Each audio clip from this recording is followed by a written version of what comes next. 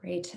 So I'm Dakota Gruner. I'm the executive director of ID 2020 and thrilled to be here today to talk about the Good Health Pass collaborative, which really I think picks up very naturally where Ha just left off on the need for interoperability and the standards that facilitate interoperability. So if you can go to the next slide quickly, and I'll just give a little bit of historic background. So ID 2020 is a public-private partnership that was launched in 2016 to foster multi-sector collaboration towards good digital ID. We were thinking about sort of the broad utility of digital credentials, and the need for standards that facilitate the recognition and trust of those digital credentials across ecosystems, across institutional and geographic borders.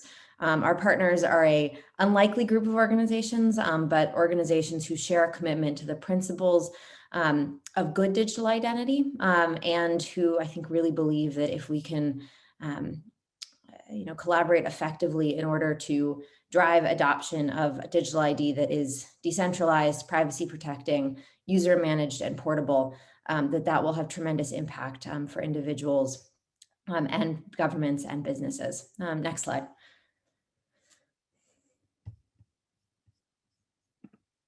Very, very quickly, in our normal course of work, Alliance partners work together in three pillars. The first is standard setting.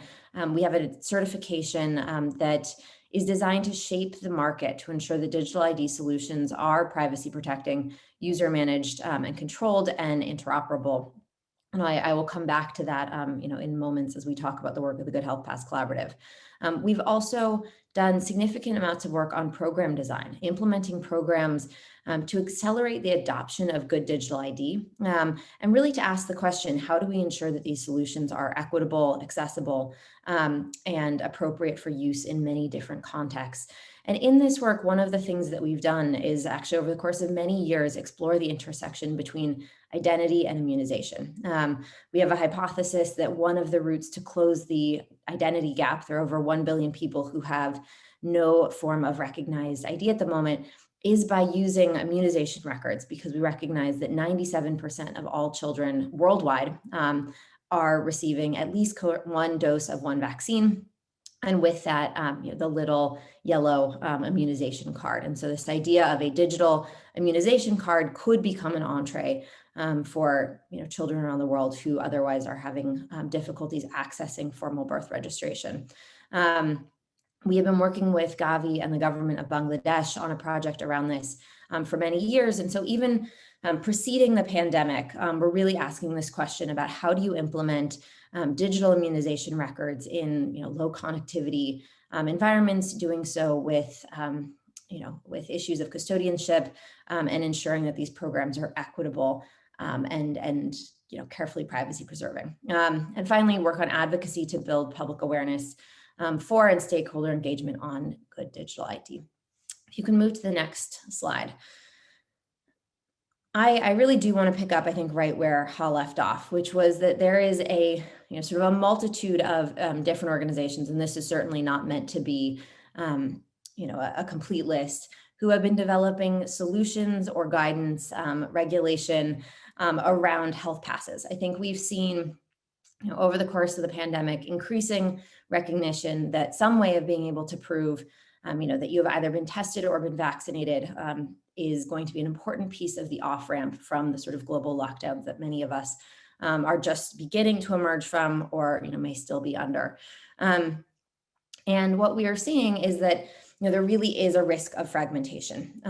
There's a whole host of different solutions, many of which are focused either on a particular geography, a particular use case, and without the necessary standards to promote interoperability between those and adoption of those standards. We risk a situation somewhat analogous to if every person had multiple credit cards in their wallet, and as they got to a store and they're trying to purchase something at the grocery store, for example, we're told that the credit card they're producing required its own point of sale terminal. Obviously that would hinder use of credit cards. And I think we're seeing something somewhat similar in the sort of health pass space at the moment. our concern was scenarios like that, where somebody, goes to be tested or be vaccinated, is issued a digital health pass, and at the point where they're trying to get on a plane, are told that the credential that they're providing is not one that can be recognized and trusted. And so really this becomes a question of how you build the necessary ecosystem, and get critical mass of organization to adhere to first set and then adhere to the same standards required for interoperability. Next slide, please. So the Good Health Pass, very quickly, we are a collective of now over 100 endorsing organizations who've come together with this recognition that first, we need to put guardrails around health passes, that there's significant protections that need to be put in place, and to ensure privacy, to ensure that individuals have meaningful control over their own data, and to ensure that these are designed to be equitable and inclusive, for all. The organizations, we put out our first paper, which is really an articulation of those principles, in early February. This is public on the website, goodhealthpass.org, for anyone who's interested to read the paper that describes exactly those principles, sort of key things that must be protected in order to ensure that a health pass is indeed good. And I think we've been quite excited and quite overwhelmed by the response that paper received. We published it in February with 25 endorsing organizations, and I think Taha's point around needing to ensure that there's a critical mass of organizations who are participating in an international standards effort. Since that time, we've seen over 140 organizations join as endorsers. Of those, about 95 are actively participating in a standards development exercise, which is the blueprint for interoperability. I'll get there in a second. But I think quite critical to note is that many, if not all, of the large health pass solution providers are participating in Good Health Pass. And so, to the point that you raised around, the need to ensure that we are, sort of reaching out across the proverbial aisle and ensuring, that the health pass solutions being brought forward are interoperable with this. What I think we've seen is the necessary critical mass begin to adhere around or cohere around Good Health Pass as a means to set those standards. One thing I want to note is that very intentionally, the intent, Good Health Pass was not designed to supplant existing efforts. What we saw was this risk of fragmentation. We also saw a lot of tremendously good work already ongoing in pieces of the community, whether that's the work of the WHO Smart Vaccine Certificate Working Group, which is focused on vaccine certificates, but doesn't speak to certificates for proof of testing. The work on the Vaccine Credentials Initiative, the COVID Credentials Initiative, a whole host of other analogous efforts. And so really what the intent of this work is to weave together existing pieces of work into a coherent blueprint for interoperability. So this blueprint for interoperability is currently in the works. We have a very, very robust, very active group of organizations who are participating in developing that blueprint, and the target publication date is at the end of May. And related to that, we have the trust framework recommendation, which will follow it shortly thereafter in mid-June. If you go to the next slide, very quickly, I just wanted to highlight a few of the requirements that we wrote about in the first paper, which I think speak to really sort of the sort of ethos and how we're working. And I think particularly the relevance for the international travel, tourism industries. The first is these must be cross-border. They must work at airports, airlines, ports of call, borders worldwide, and comply with international and local regulations across industry. Clearly, the collaboration of the travel, health, government, and technology sectors is critical to set standards that work within the workflows and the sort of regulatory environments of each of those sectors. Secure and privacy protecting, I cannot stress this enough. Privacy by design is perhaps the most central tenet to the work that we're doing. And finally, frictionless, ensuring that they seamlessly integrate into testing and travel processes. streamlining the experience and not adding material cost or time. The next slide, I won't go through each of the principles described in the first paper in detail, but to just quickly highlight a few, and again, to encourage you to go and read the paper, which is on the website. Privacy and data security, it's paramount to good health pass. I just said this and I'll say it again. The data we're discussing is sensitive health data and must be treated as such. There are many ways to design privacy protecting systems, but key tenets include data minimization and reducing centralization of information that could either form a honeypot for potential hackers or be used to create unintended surveillance or profiling mechanisms. So our approach will promote privacy by enabling credentials to be verified locally without querying a centralized system. And only the verifier will know that the credential has been verified. So there's no information sent back to the issuer. That's really important for to avoid any correlation. Also critical to note user control. Individuals must have full control over whether or not they want to disclose their testing or vaccination status. We recognize there are multiple use cases where these health passes will be used, ranging from getting a second dose to cross-border travel, which I think really suggests the importance of selective disclosure, the ability to disclose only the pieces of information pertinent to the use case at hand. Happy to kind of talk about that more, but it's something we feel pretty passionately about. And then finally, inclusivity. Inclusion and equity are central to the Good Health Pass design principles. And we're doing significant work on paper-based solutions and solutions that can work in offline and online contexts. The other thing I think is really important to note, you'll hear that over the course of this presentation, I've referred to both proof of vaccination and proof of testing. And I think that is perhaps one of the most important terms in the equation when you think about inclusivity and equity. While here in the US, we're fortunate that there is sort of a ready supply of vaccines and that vaccine rollout is moving very quickly.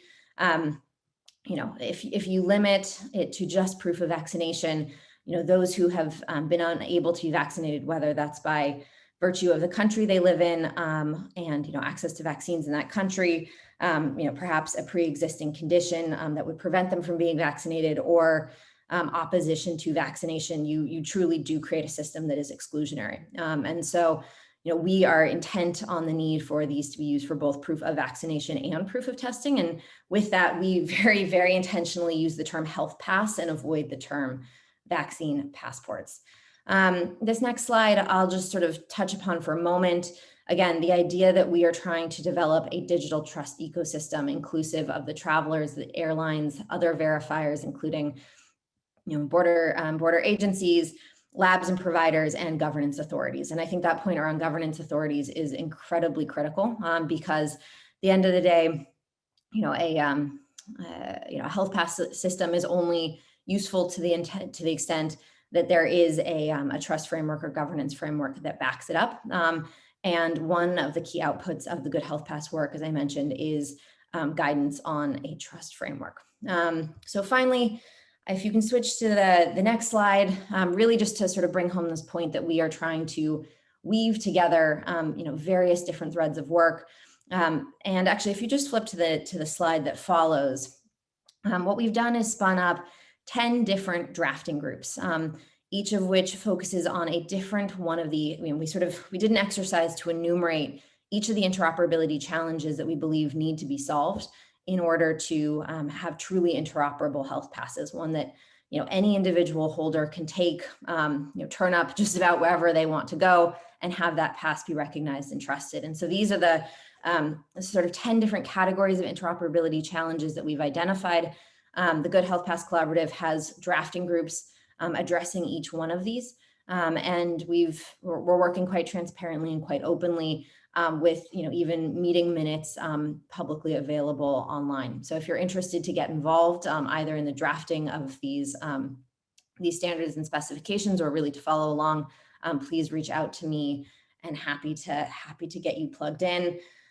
Finally, just to kind of reiterate the timeline that I showed very briefly at the beginning, we are in the process of developing sort of initial drafts of each of these standards and specifications. If you go to the next slide, And we expect that by oh, sorry, there's an odd uh, odd animation here, but we're in the process at the moment of those drafting groups developing first drafts of each of the pieces of the interoperability blueprint. Those will be shared within the GHPC community for comment at the end of the month, and then shared for public comment about mid-May. Such that we can publish those, as I said, at the end of May and mid-June. And with that, working in very close collaboration, both at the moment and longer term with, with government agencies, both in the US and abroad, in order to tie this into the work that they are issuing and the guidance that they're issuing around health passes in each of their respective countries. Very finally, just to close out on the last slide, I believe this is a current list of endorsing and involved organizations, but I'm sure given how quickly this list is growing that there are people here that we've forgotten, but really a growing group, and one that represents a critical mass of players across travel, technology, health, and the identity spaces, and we'd welcome your involvement. So thanks so much, and great to be here today. Thanks, Dakota. Really appreciate that. So I have one question for you, like keeping in mind, like that last slide you had, there's so many logos. So how are you balancing the individual needs and goals amongst so many companies, institutions, and like getting them to row in the same direction towards like a common goal, and also keeping in mind that in the short term, it might not be a revenue generator for them? Yeah. So, in terms of how we're structuring the work, we've taken a bit of a divide and conquer approach. Many of the organizations, if we were to kind of look back on that slide with the 10 different drafting groups, many organizations felt like they were sort of better positioned to participate in one or two. And what we've done is say, basically this is not with 100 some odd organizations, we can't collectively write every portion of this together. So we've divvied up the work. Organizations are participating where they feel that they can contribute the most. And I think one of the things that's interesting is that actually, in fact, by having so many organizations with very diverse incentives, we're seeing, sort of a natural balancing of, some of the different incentives, and with that, I think some of the tensions are being smoothed out by, literally by having a critical mass and a very diverse set of organizations. Got it. Okay, well, that's super helpful. Was there anything else? I think we're going to have Drummond dive in a little bit deeper into, I think, elements 3 or no, 5 through 8 in the blueprint. But yeah, thank you so much. I really appreciate it. That's great. Thank you for having me.